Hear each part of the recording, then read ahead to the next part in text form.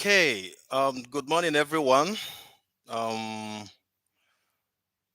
Welcome to today's live session on YouTube on how to use QuickBooks Desktop accounting software. Yes, and it's going to be an interactive class, an explosive class. The essence of this is to bring to your knowledge how to effectively install, set up, post transactions, and generate reports on QuickBooks. So if you are live with us, if you are hearing us, please can you indicate by saying a hello message or a hi message? Once again, my name is Onyekachi Nwozuzu. Um, I'm a certified accounting software specialist. I have been on this job for over 10 years now, and I've been opportuned to deploy it for a lot of companies. I've deployed Sage, QuickBooks, Tally, a whole lot of them, cloud versions, and the rest. And it's a worthwhile experience. It's a very important experience. Along the line, you keep learning and you keep being exposed to the different knowledge dynamics. And these are the things I want to share with you today. Um, on Whenever you are confronted with this software, you can comfortably on your at your own you know strength and capacity set it up, generate good reports, accurate reports for organizations. Okay, so here we go. What I'm going to show you today, if you will understand it, which I know you will, because it's well simplified. If you will understand it, I will assure you that you are 100% ready for this software. I've simplified it over the years. I've accumulated a lot of experience, and I've made them easy by putting them on paper on a diagram where you can just look at it and say, oh, this is the whole this frightening software. This is how simple it is. So I'm going to share my screen now. I'm going to share my screen so that we'll take it off from there. So I'm going to share my screen. Here we go. Mm, yeah,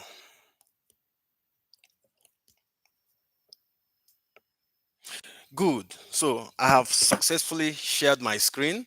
So I'm going to start this way. Now, accounting software is um, easy. It can also be difficult depending on the approach. Depending on the approach you you are using, and depending on where you. Now, for today, our achievement for today is on how to set up. I divided every accounting software into three segments. Now, you can see it on your screen there. The first one is how to set it up, how to set up an accounting software. And this is where the main headache is. It's just like you bought a new phone. You bought a new phone, okay? You bought a new phone and you are trying to do one or two configuration on that phone. You are trying to do some setup on that phone. You go to the setting, okay? You change the timing, you change the storage, you have to start changing a whole lot of things. Now, the essence of changing those things is just to enable you is just to enable you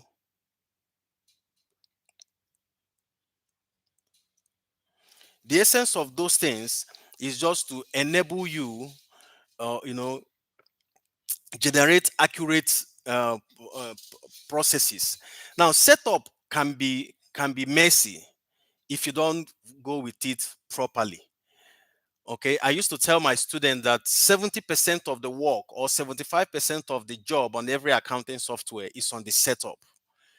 If you can set it up properly, you are sure of an accurate report. Now, once you set it up properly, then you will certainly post properly. So if you look at my mouse, is pointing at setup, right? The first two, setup and posting transactions, are for human beings. You will be the one to set up the software the way you want it to work for you. Okay, so your perfection or imperfection depend on this. Now, you will also be the one who will do the posting. You will also be the one who will post into the system. Remember, it's garbage in, garbage out. So when you garbage in properly, okay, you garbage out properly. The system will garbage out properly. The only thing that the system does for you is to report. The essence of investing millions into accounting software is for that software to generate accurate report based on your perfection of the first two of setup and posting transaction. Based on your perfection of setup and posting transaction. So once setup is accurate, posting transaction or posting of your transactions are accurate, the report will be accurate. You will enjoy the report, I tell you. Okay, so let's go. Now, this is what we do in the setup.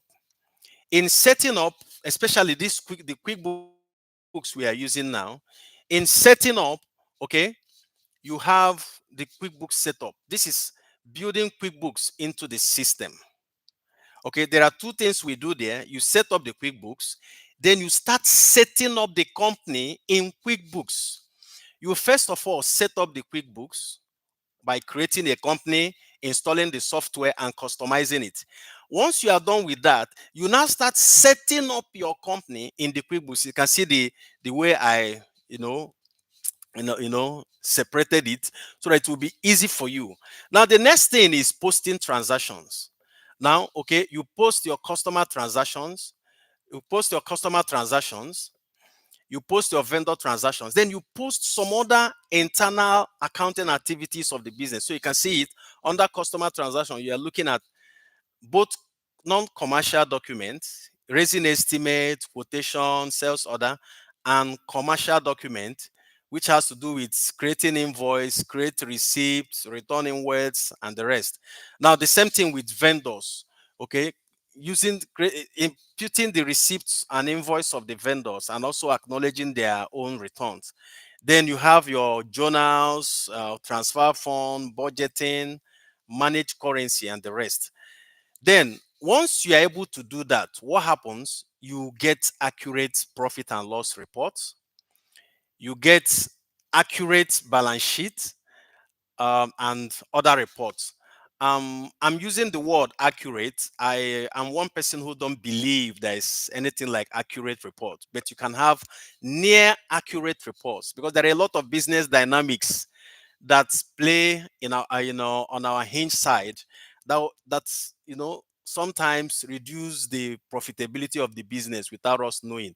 So I have this belief that the best you can get in any business is near perfect report. Okay, good. Now, having done that, having shown you the various setup, you can see this is the setup, this is the expansion of it. Okay, you set up, first of all, set up the QuickBooks, then set up your company in QuickBooks, then you start posting and you generate reports. So the first thing, what we are going to achieve today, our class today revolves around setup. Okay, the class starts and ends today on setup. Once we are done with the setup, then by tomorrow we'll start the posting. But our setup is certainly today. We achieve everything about setup. So if you look at the case study I sent on the group, if you look at the case study, you will notice that it is a typical business transaction. It is a typical business transaction. Okay, so that's for that. So let's go. Let's dive into uh, setting up our company by first of all creating uh, the company in QuickBooks. Okay, that's for that. And so I'm going to type accounting software. Really, you have to, you have to, for you to enjoy, really, you have to have a healthy system. A healthy system is key to enjoying all of these. So the software is opening. This is it. So this is a test run I used for my students yesterday in their class. Now, once QuickBooks opens, it opens to this window. This is exactly what you see, especially when you are creating a company for the very first time. When you are creating a company for the very first time, this is exactly what you will see. But if you have had a lot of companies on it, it will not bring you here. It will open to the last company modified before closing. So it will open the last company that was used. Then you can now go to company file and select create new company. But for beginners, if you install it for the very first time on your system, once you double click on the icon, this is where it brings you. And here it says create a company. The name of the company we are creating is called Sky Investment Limited. So I'm going to click on create a company. Then if you are restoring a saved file of a company, then use restore. So I'll click on create a company. So this is what you will see. I'll raise this up, then come to other options and select advanced setup.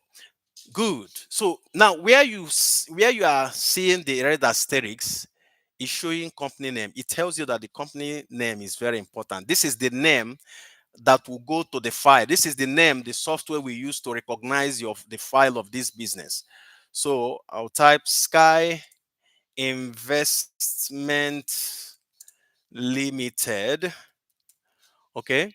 Then copy and paste. It's also our legal name, the way you registered it in your government agencies that takes care of that. Then you put in your tax identification number, then type in your street address. So I'm going to use suits. I like using capital letter actually. I'm going to use suits 5555 uh,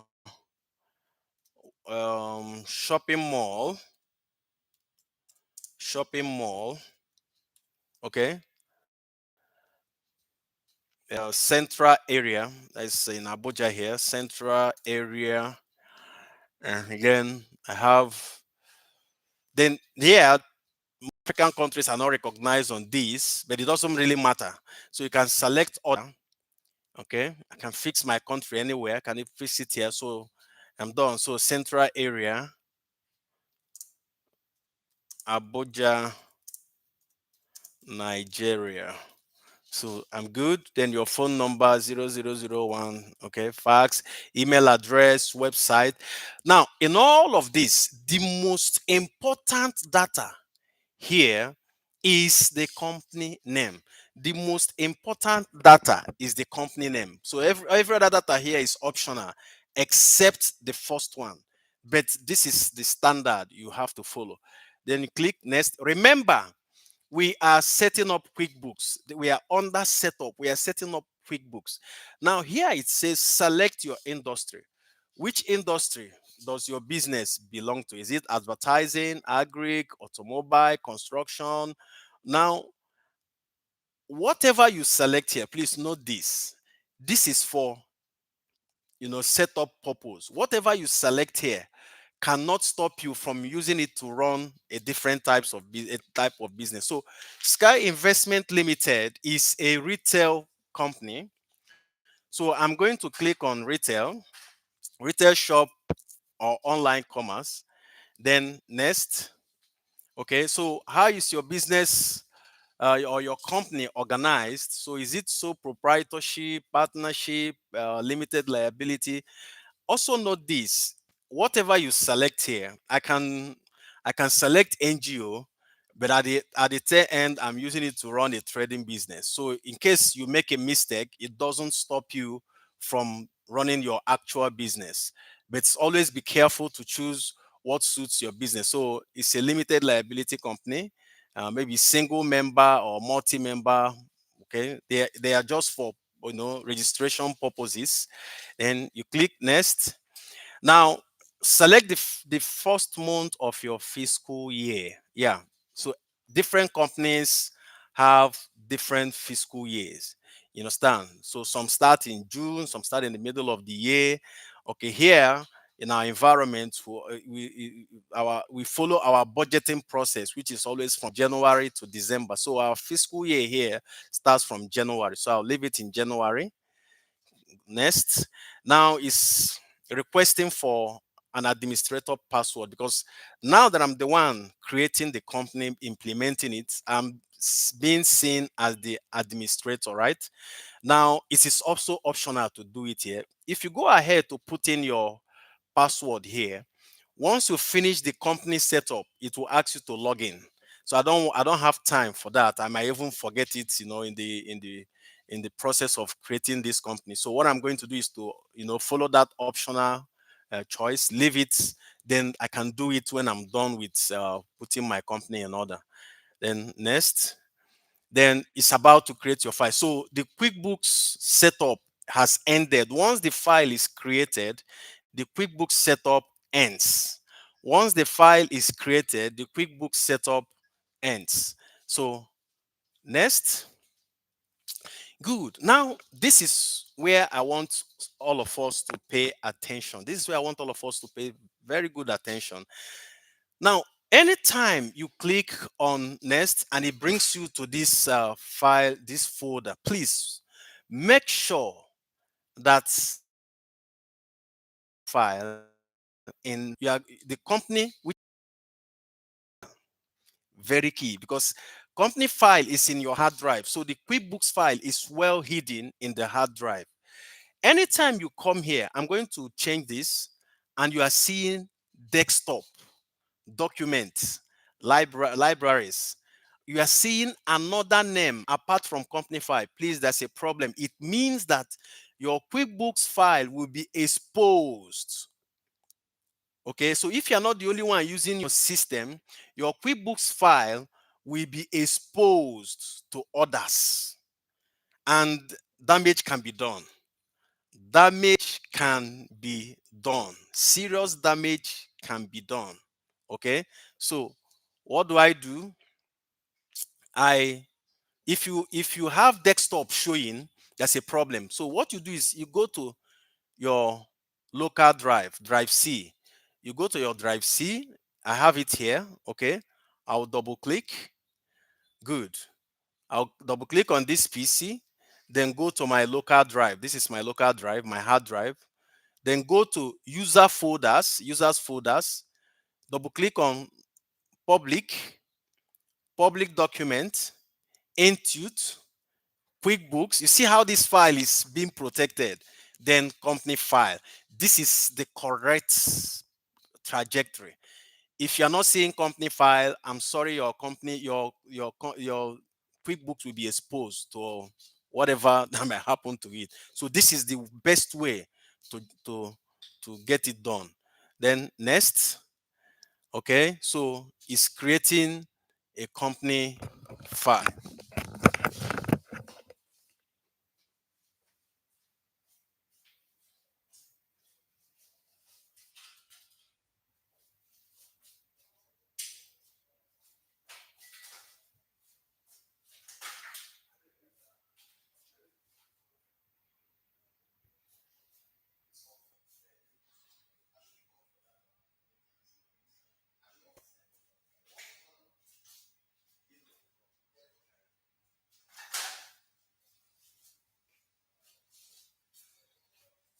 Okay, good. So here we are. Now we are done with QuickBooks setup.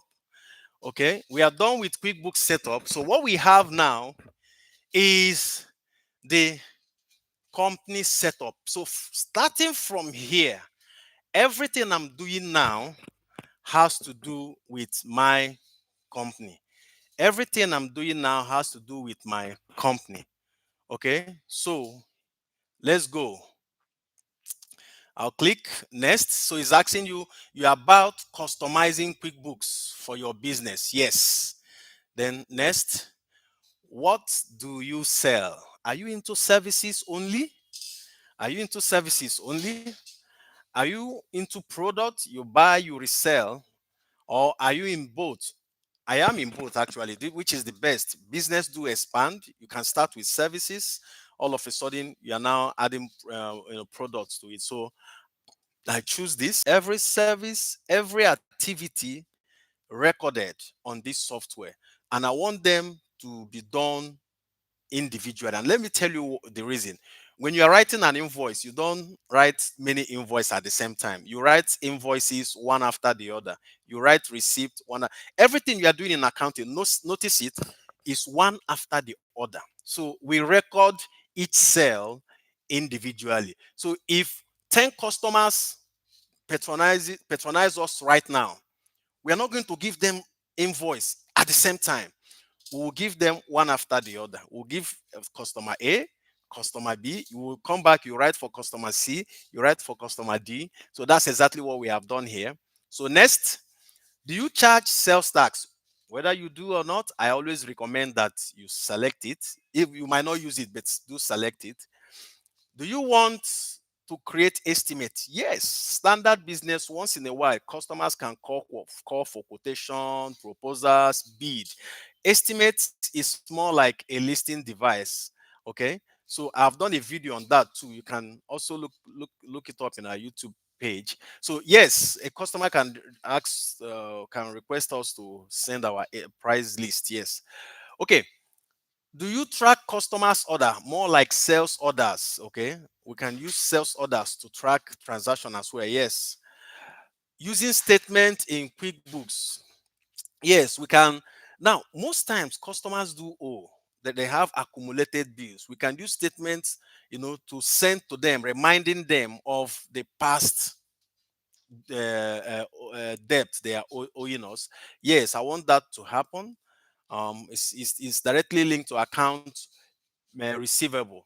So next, using progress invoice. Yes, so I can bill uh, a business associate based on the job completed. So if he made a progress of 25% on the job, I can raise invoice that covers that 25%. So this mostly what you see in government offices. So yes, next. Now, managing bills we owe. So I want to be in control of people I'm owing. I want to know those I'm owing, how much I'm owing them, and the period as well. Yes. Then tracking inventory. This particular case study we are using is all about a retail business. So at the end of the day, we want to track inventory. We want to know what came in, what left, and what is remaining. So next. Now, tracking time. Most times it's not everybody we pay salary. It's not all the consultants we pay salaries and the rest. There are some of them we also pay them based on time invested in our business. So based on time worked, it can be a freelancer. So we want to know how much. We want to also track the time. How much time has this person worked for us this week? And based on the agreed amount, we multiply it by the number of hours. We'll now get exactly what he or she should be paid. So click next. Do you have employees? Yes, majorly every business do have employees, but here there is a sub to it. He said we have W2 employees, then we have 1099 contractors. So W2 employees are normal workers, normal people you employ. When you are to pay them their salary, you make deductions. You make statutory deductions from their salary and remit to the government, especially payee, okay, health insurance. So the normal everyday employee you see are W2 employees. Then we have them in our business. Then do we have 1099 contractors? Yes, your auditor is a 1099 contractor. The various vendors that supply goods or services to you are 1099 contractors. Water board, they are 1099 contractors. Okay, what it simply means that they are independent contractors. It means that you don't pay their tax for them. You pay them their money in full, and they on their own will remit to the government. So I can't finish working for you. I can't finish making supplies to you. Then you're about paying me as a vendor, and you're telling me that you are removing my company tax. No, it can't work. I will be the one to do my calculation and remit in my name. The only thing you can remove can be VAT, withholding tax, but you cannot pay my company tax for me because I'm an independent contractor. You pay me my money in full, I sort myself out. So next, now one unique thing about QuickBooks is that based on the business we have selected, retail company, what QuickBooks does is to create sample ledgers. In accounting, the foundation of accounting is what we call chart of account. I call them the pillars of accounting. And they are made up of income, expenses, assets, liability, capital. Income, while you are in business, you are in business to make profit, definitely. And those profits will come in through income, what you earn for rendering service or what you earn for delivering products. That's an income. Expenses are just what you have to forego to get the business going, the necessary costs you must incur to get your business going.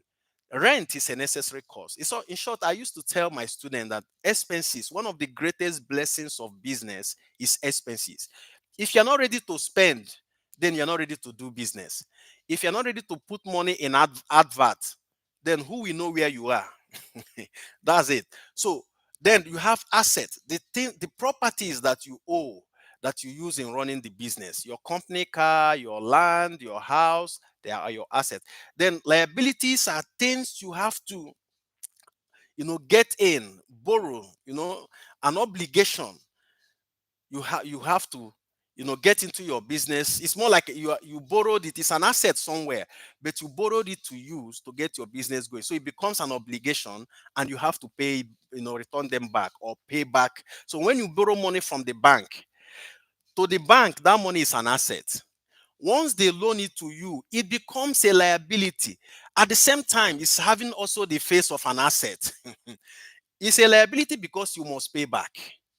Is having the face of an asset because you are going to use it to power the business into expense or income, or through expense or income.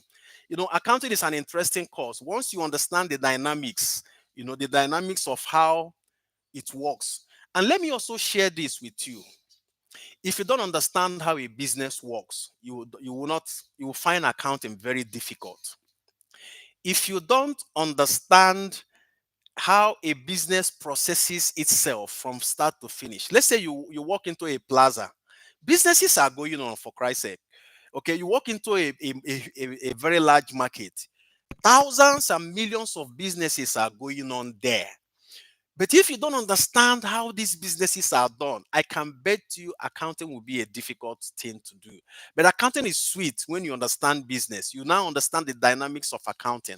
Okay, let's journey on. So the software is reminding us here that is based on the business we selected, is going to create sample charts of accounts, okay, which will make our job easy. Okay, now next. Now, along the line while we are creating this, we tagged January as our fiscal year, if you can still remember. Now here, you have to make an option which day of that January, which day of that first month. Okay, so business normally starts on the first day of the first month. But if you have a different date, you can come here and select your date. So I'll go with this. Then next, remember, we are still setting up the company in QuickBooks. We are still under setup. Setup takes a lot of time. And that is why when you are doing it, you have to take your time. You have to be very careful, so that you will lay a solid foundation for your business. Now, these are the prototype chart of accounts QuickBooks has created. It did not create all the 5 pillars of accounting. It only created income and expense account. Okay, majorly that's what QuickBooks offers you for free. QuickBooks doesn't know what are your assets, your liability. the ones it has as a default is to create sample income and sample expense for you. So you can run with this, but naturally, when I'm training people or when I'm teaching people, I don't usually run with these sample ledgers. I want you to build yours from the scratch. I want you to build yours from the scratch. In short, building from the scratch helps you to understand this software better and more. So what I'm going to do is to deactivate the one QuickBooks has given me. I'm going to deactivate all of this. I don't need them. Not that I can't work with them. I can go with them and maybe change them to suit mine. But for the sake of this class, I want us to build ours from the scratch. Okay? Good. So I'm removing all of these. Once in a while, my student will ask me, "Why can't you click here?" And everything will go off at the same time. I say, "No. One of the principles of accounting is that accounting is not course content that you just delete in batch. You put everything together, they are all gone. No, we'll take our time. If you watch accounting software, everything is done to follow the laws, the concepts, and the fundamentals of accounting. Okay, so that you don't mess the software up. Remember, the software can also be a problem to you if you don't do it properly, especially when it starts showing you the reports that you know that no, this is not the true reflection of what we've done in that business. So I'm good to go. I've taken out everything that QuickBooks has offered in terms of income and expenses. I'm going to build my own from the scratch. So next, so here we are done with the first layer. We are done creating uh, QuickBooks setup. We are done creating company setup. Okay, so we are going to another level of company setup. Company setup is in three ways. So we have done with company configuration.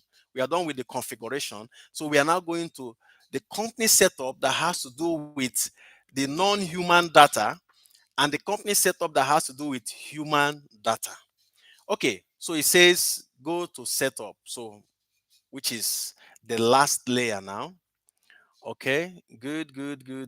So it's going to drop us on the home page where yes, so it's going to drop us on the home page. This is the home page.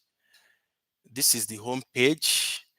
Okay, so here it says add the people you do business with, add the product and services you sell, and add bank account. Now there are many other things to add here than these ones. So I don't want to just do these three and that will be it. So I'm going to a platform where I can access everything human and non-human that I should be adding. Okay. Now I'm sure a lot of us might look at this. It says service has expired. No, it doesn't mean that the software has expired. No. What it simply means is that today, presently, QuickBooks are no longer selling perpetual license. That means the one you buy once from them and you use it forever. They're no longer selling it. They are now selling subscription, the one you pay yearly. So the essence of the meaning of this is that they can no longer offer you services, maintenance service. In case this software has issue, okay, they will not attend to you. They will encourage you to go and buy or pay for subscription. So that's why you have technicians like us who help organizations to fix these problems.